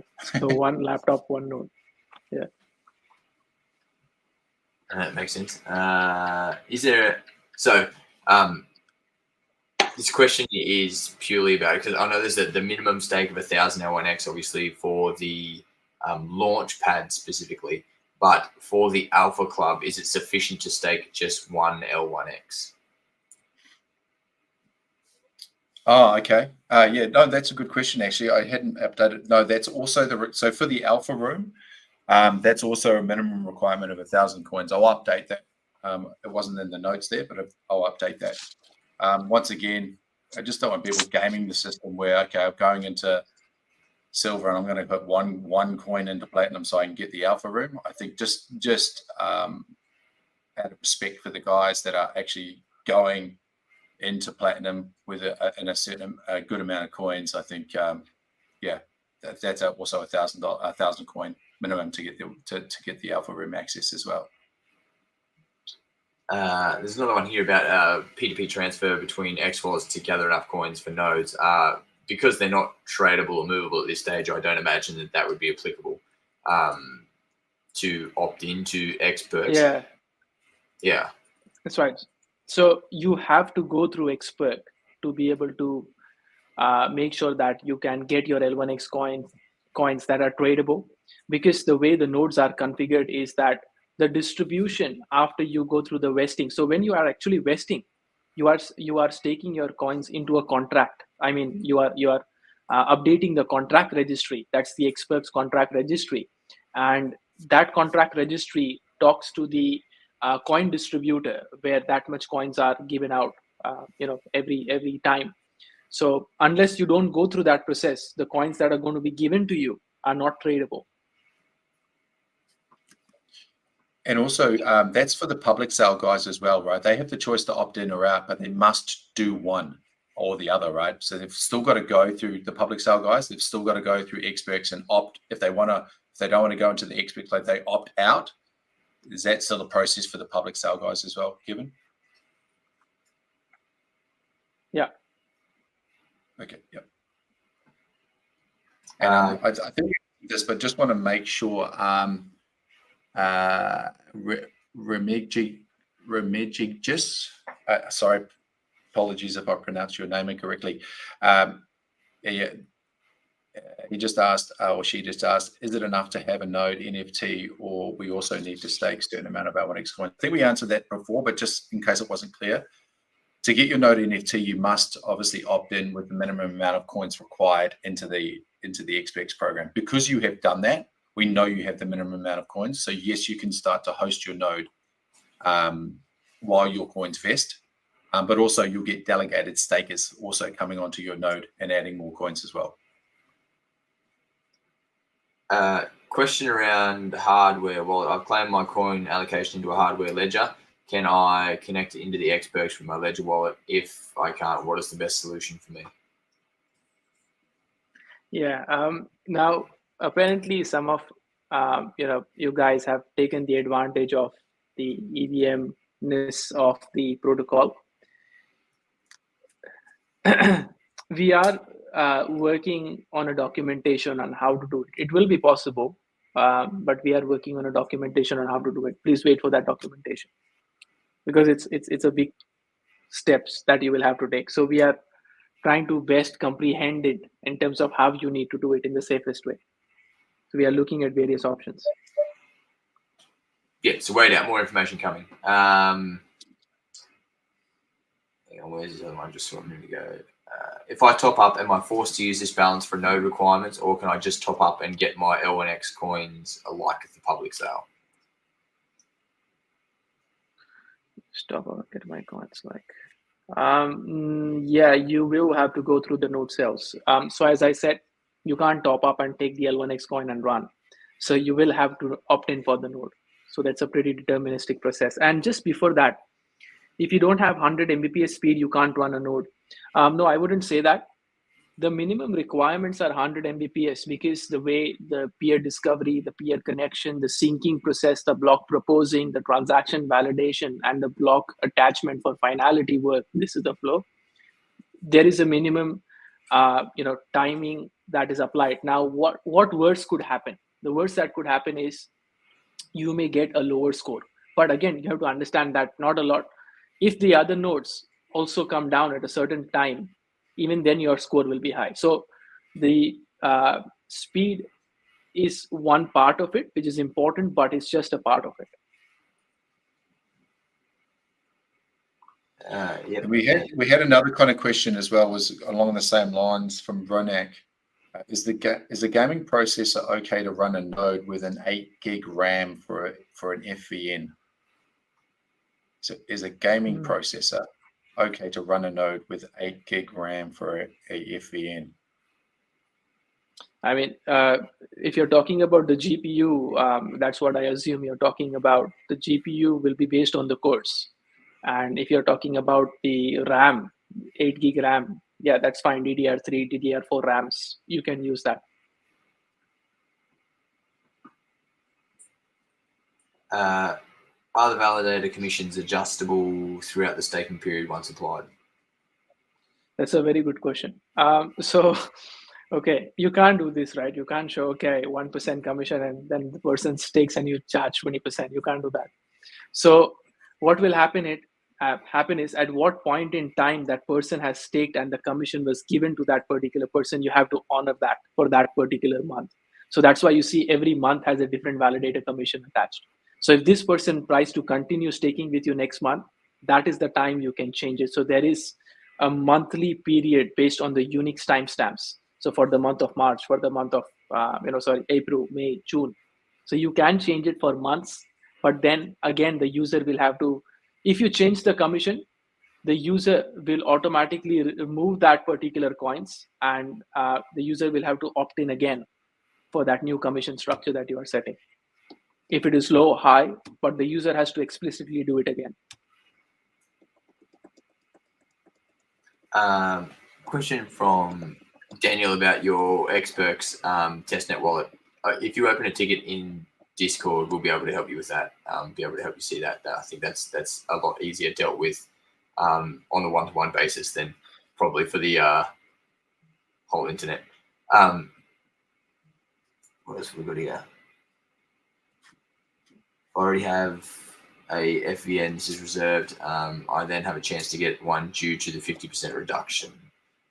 Yeah, so obviously if you had a FVN that was at the original 50K coins, now that they're 25K, you would have 25K spare. And I think this comes back to what Kevin said before, which was first in, best dressed, right? Like that's a go moment. Yeah. So short answer is yes, the opportunity is there, but it's first come, first serve. What is the unbonding time for stakers? 1 month. So the unbonding time for stakers is 30 days. What an unbonding period is the time where you decide to unstake and then the time between choosing to unstake and then receiving your coins back. And why you have an unbonding period within that, there's multiple different reasons, but one major reason is as well is that you have and there's a few different ecosystems that do various different unbonding periods, but you'll have a time. What it creates, an unbonding period creates. It takes away like impulsive decisions, right? So let's say something's coming out and the coin's mooning, or there's Bitcoin drops to does a 30% dip or anything like that. It gives you, there's no shock on the network, right? It gives you time to actually think, process, to say, well, it's going to take me 30 days. Okay, then let's assess really what I need to do within this situation, right? So that's one of the reasons why you have an unbonding period. So there's not these impulsive in and outs for the infrastructure. So it creates stability across the infrastructure. Another question: do the staking APRs for L1X stakers differ between the FVN and ELN? Assuming FVN stakers offer a high APR, why would somebody stake at an ELN? I definitely think that ELN rewards will also be competitive, but at the same time, you have the ability to stake your LP tokens and your coins from other protocols into the ELN as well, and the block rewards and the transaction fees that the ELNs can make will compensate for the block rewards that can be lower for ELN. Because if you think about it, the transaction fees on Oracle systems are always higher than transaction fees for, I'm not talking about Ethereum where transaction fees can be 100. I'm talking about blockchain systems where it's pretty deterministic, right? 1 cent, 2 cent. So there is a probability of distributing that transaction fees to the people who stake to compensate for that.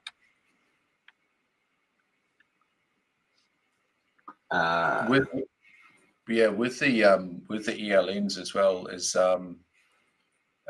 obviously because you can stake you'll probably get a high amount of people staking onto the ELNs as well. And with ELNs, if there's a commission structure on the ELNs, then that is quite advantageous to hosting an ELN, because if I can take, let's say I put single stake BNB into the single stake and I get a receipt token, and now I can take that receipt token and stake it on your ELN, or I'm in the balancer pool with a BPT token and I can take that token and stake it on your ELN for extra rewards, then I'm definitely going to do that, right? But obviously you're charging commission when I come in to stake that on the rewards that were coming to me. So there's when the ELN structure gets rolled out, I think people will see different and many different benefits to hosting an ELN. And I also think that the probability of FVNs increasing is higher than ELNs increasing, meaning I think ELN at 800 is a great number, but FVNs may go from 800 to more after 12 months. But I think ELN guys will also always have the ability to have that core or the cream of the fees.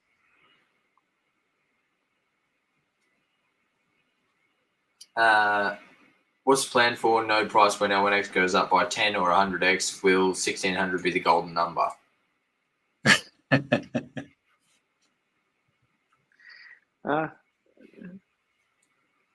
Yeah, I think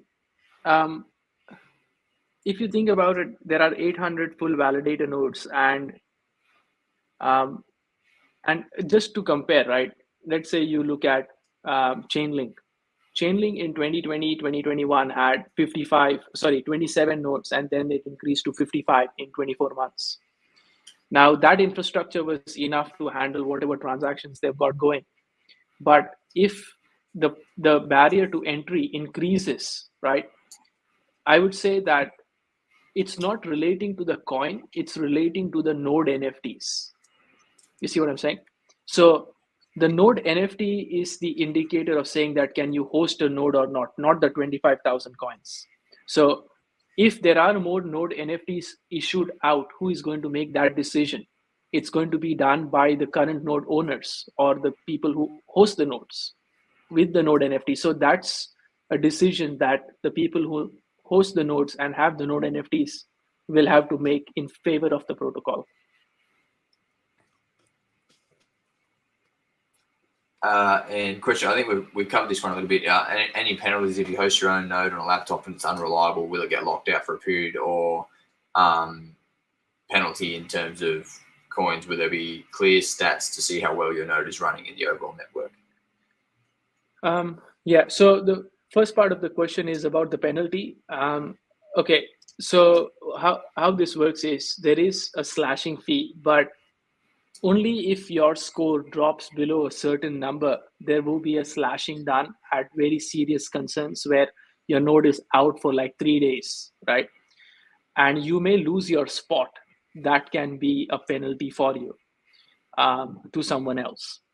And on the other hand, if let's say your stats, if you need to see your stats, we will give you a dashboard for the node guys to see the stats.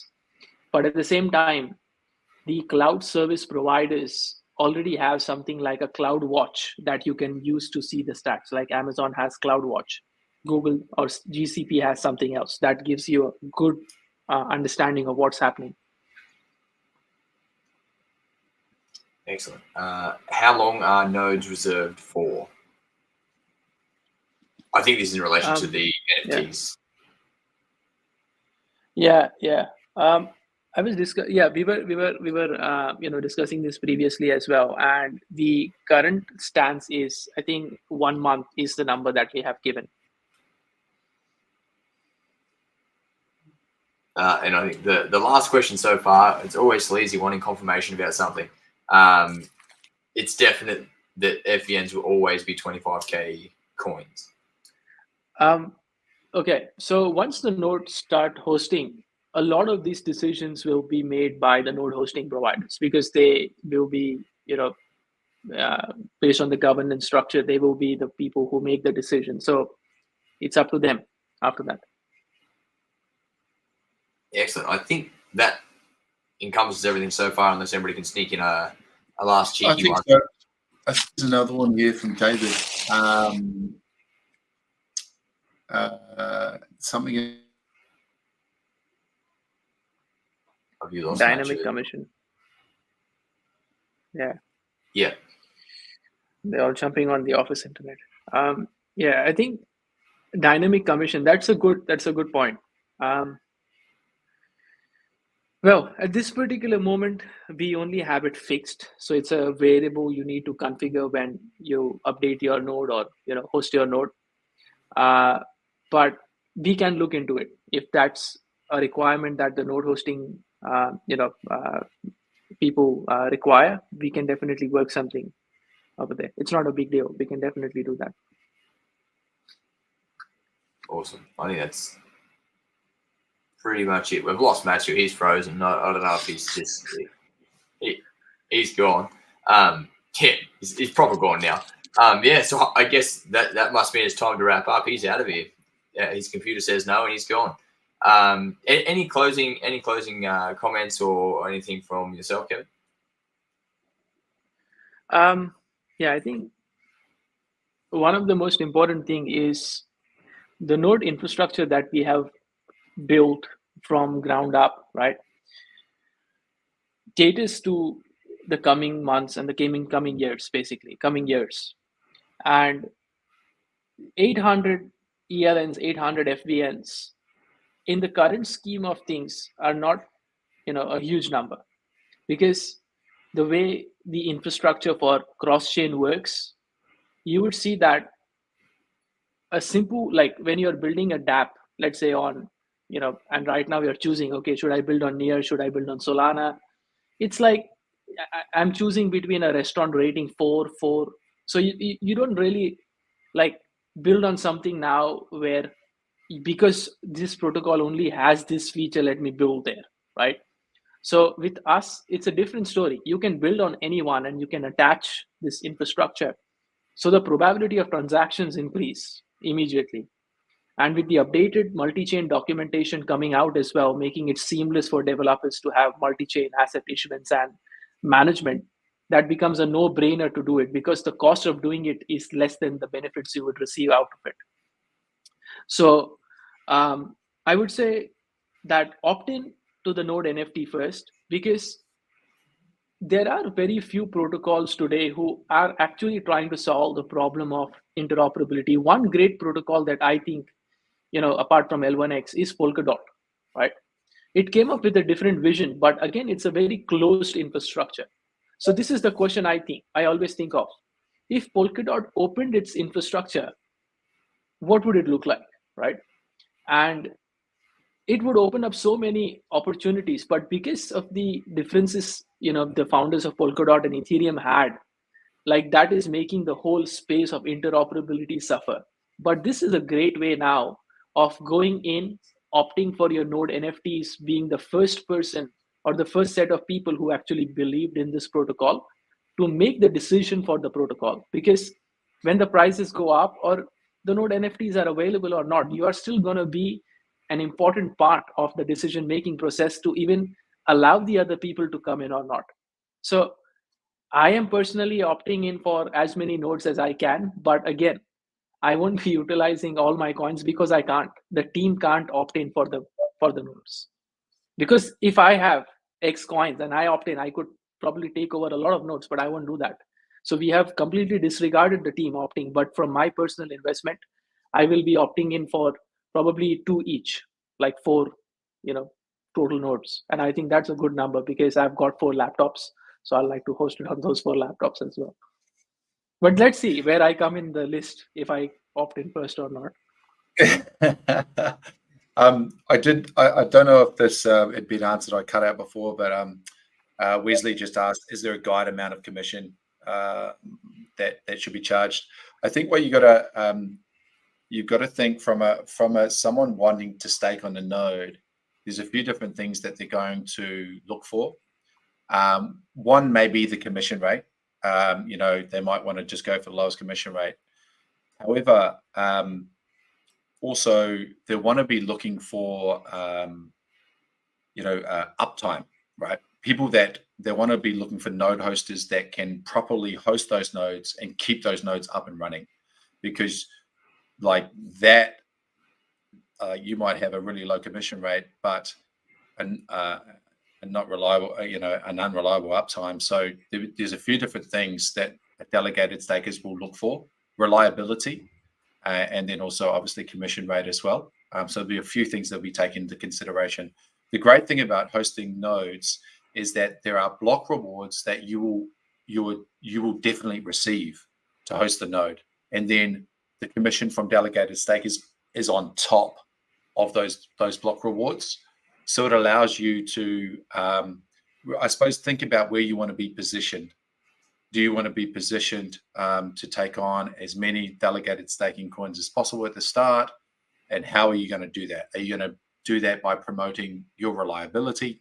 Are you going to do that by promoting your commission rate? A few different things you'll need to take into consideration. But I would say you just have a look around, see what other node hosters, what they do in terms of determining commission, how they maintain their reliability. A lot of node hosters, have access or have communication with everyone staking on their node, so they kind of almost form a community around their node. So there's a lot of different things that you can do with node hosting. Yeah, I think, like I said, I think that's mostly. Is there any more from there? We're starting that wrap up. I know this. You disappeared for a while, Matthew. We thought you'd gone. We thought you'd smoke bomb. You were just like, nah, we're done. Goodbye. But you're back. So don't stake on my node, right? Don't stake on my node because of my uptimes. yeah, that's right. Yeah, you're not putting yourself forward as a good case for a low node score for him. That's what Per has to say. 100%. Any closing statements from you, good sir?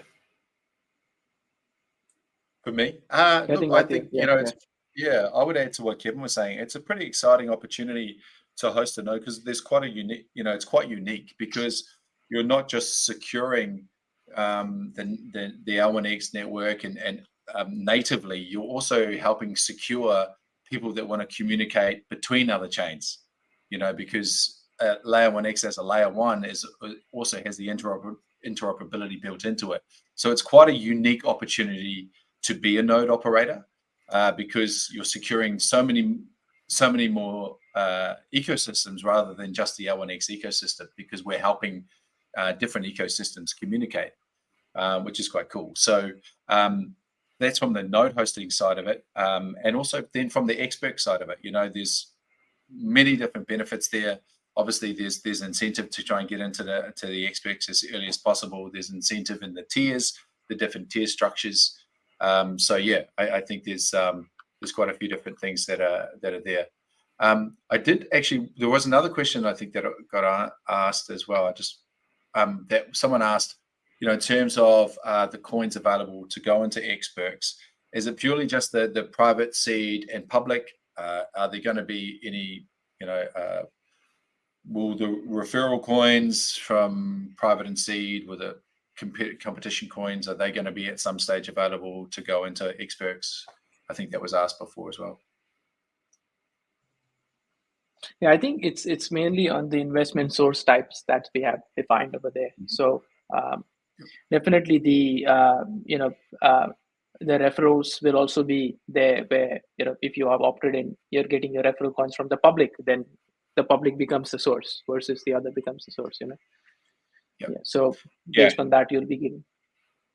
Yeah, actually, that's a really good point. So in terms of those vesting periods for referrals, if you referral from the public, then you'll be vesting with the public. If you're a referral from the seed and private, then you'll be vesting with the 3-month cliff and 15-month vesting. Okay. Excellent.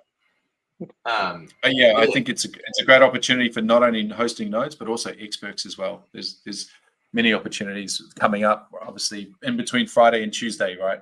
In between those days. Yeah, don't mess that up. Not Tuesday to Friday, Friday to Tuesday, guys. Make sure you get it the right way around. It's going to be a mess. It's crazy. It's crazy times. It's crazy time. Today I was going through various tokens on various exchanges, and like certain of these coins, like they've got no. I mean, I shouldn't say that, but I was trying hard to find the utility, like at no projects users and less Telegram users, less Twitter members. I was like, what's the catch? Why are they all pumping? Like, and I was like amazed to see that whole process. Like, not one coin that I saw wasn't pumping, right? So I just wish I bought it earlier. Amazing times. Sneaky alpha. That's right, exactly. Yeah, so let's I guess look to close this down. It's I think definitely been jam packed with a lot of information. So many things, obviously, for everybody to take in. So much information for us to process. We'll have the recording out and also the transcript as well, so we can sort of get a bit more time for things to sink in. But also remember, main dates, key dates, Fridays, somewhere between Friday and Tuesday. So what I'm saying is you're going to need a lot of coffee. You're going to need a lot of energy drinks. You're going to have to be awake from Friday to Tuesday. That's pretty much what this is. Yeah, so let's look to wrap that up. Once again, thanks guys for being here. Big thanks to Matthew, big thanks to Kevin for obviously jumping on, going through everything, explaining it. We love having you here, going through the Kevin boards. It's our favorite part of Wednesday and Friday afternoons at this stage. It's the best ever. Happy to be here. So I guess we just look to close it out. But thanks everybody for being here. Thanks to everybody in the community. It's been awesome having you here. Awesome for having you push your questions through as well. Keep sending them through. We'll keep endeavoring to answer as much as possible as well. So we'll look to close that out. But once again, thanks everybody for coming, and we'll see you on the next one. Excellent. Thanks everybody.